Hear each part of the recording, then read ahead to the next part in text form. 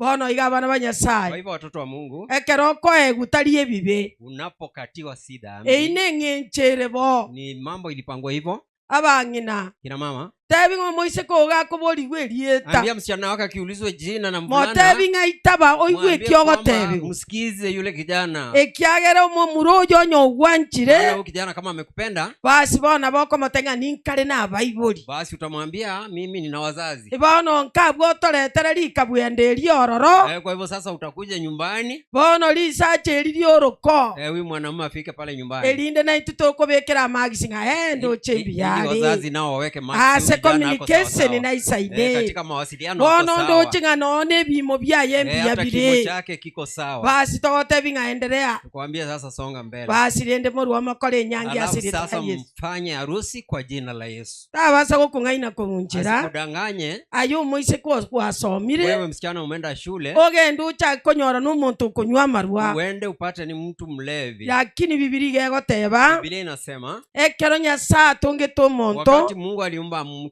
Ama ena agachikoligereri. Kweli alipoangalia. Ase kitabu ekyomo chakano. Katika kitabu hicho cha Mwanzo. Agateba ngajaja. Akaona hapana. Teri biyo monta yabe biye. Si vyema mtu huyo awe peke yake. Ekero gosoma mu chakano. Unaposoma kitabu cha Mwanzo. Ibereke mu 18. 2:18. Bono Nyasaye. Mungu. Igagoteba. Anasema hivi. Sema.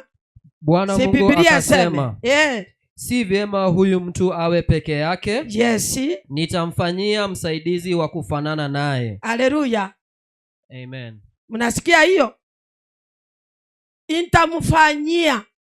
Yani nimokorere. Nitamfanyia. Omuntu omubwikaine. Mtu anayefanana na yeye. Ekiagera itumuna toleiga tubwikaine Nyasaye. Maana jinsi tulivyo sisi ni sura ya Mungu. Nyasaye aganchira amang'ana ajyo. Mungu akakubalia mambo hayo. Akaligie mbinu. Akatafuta njia. Ekiara konyo tongiro mosacha. Kwa sababu alikuwa ameumba mwanaume peke yake. Bona agachikoligereria. Alipoangalia. Agateba no. Akasema hapana. Omuntu oyo takoba biye. Huyu mtu hawezi kuishi peke yake. Ekero morandi ekoligereria inyeke mungo kianda. Kitabu cha Mhubiri 4:9. Igegoteba iga. Inasema hivi.